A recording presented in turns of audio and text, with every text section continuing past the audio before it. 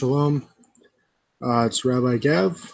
I'm just finishing up a little bit of supper here. I accidentally hit the go live button, so forgive me. My wife brought me some takeout food. It's pretty good. It's a sandwich and some fries. The fries are a little limp. I guess I need some Fry-Agra or something.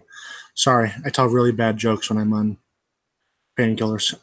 So what I want to talk to you tonight is, what I want to talk to you about tonight is Islamic appropriation of Jewish religious themes. I was in a discussion on a thread, the young man from, I think, Qatar, maybe, I don't remember. And he was complaining that some Jews, it's very rare, but you'll see it occasionally, mostly in Israel, actually bow down on the floor when they pray. And he said something along the lines of, well, they're not Muslims, they shouldn't pray like Muslims. Here's the problem. The very few Jews in the world that pray and prostrate on the floor when they pray are the very few Jews who are doing it correctly. And they've been doing it for thousands of years before Islam. People seem to forget that Muhammad was influenced by Jews, not the other way around.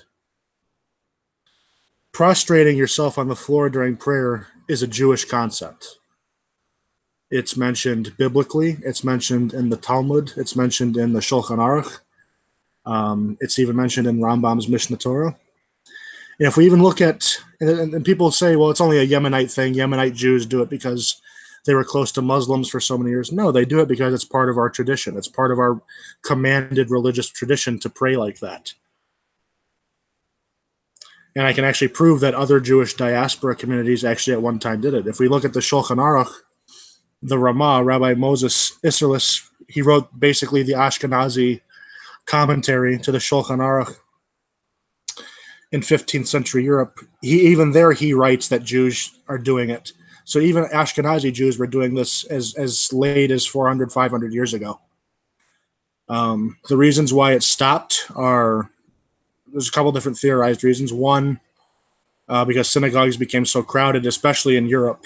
The advent of modern medicine, there was just so many Ashkenazi Jews and other diaspora groups that they started using chairs and benches in synagogues instead of praying by going down on the floor.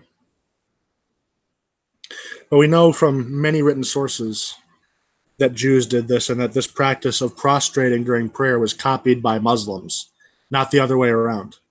I mean, if you look at the original, originally Muhammad told his followers to pray facing Jerusalem 3 times a day.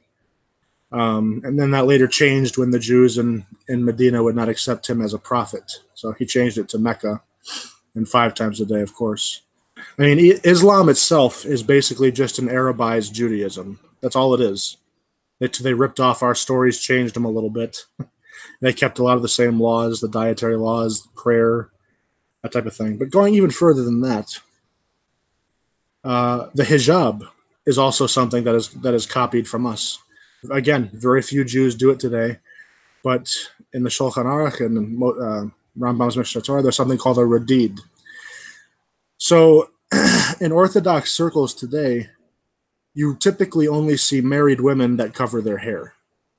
Up until about 100 years ago, even unmarried women covered their hair, and you're also supposed to cover the back of your neck. The only Jews who still do this today are the very few traditional Yemenite Jews, and they wear what's called a radid. It covers your neck and your hair. It's very similar to a hijab. Let's see what else.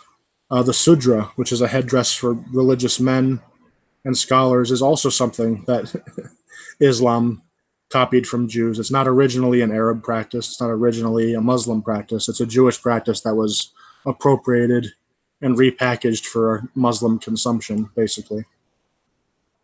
I mean, look, they even appropriated our holy sites. Joseph's tomb in Shechem when it was taken over by the Palestinian Authority, it became a shrine. They claim it was a mosque. A long-lost mosque or whatever, and they repainted it and everything. The Temple Mount that they call the Haram al-Sharif, where Al-Aqsa is, it was built on top of the ruins of course, the temple So 9 times out of 10, when a Muslim says, hey, Jews are copying or stealing a practice, it's usually the other way around. They don't have anything original of their own. And I realize I'm not going to make any friends by saying that, but they really don't. They're it's a synchronized religion. It's borrowed from other things.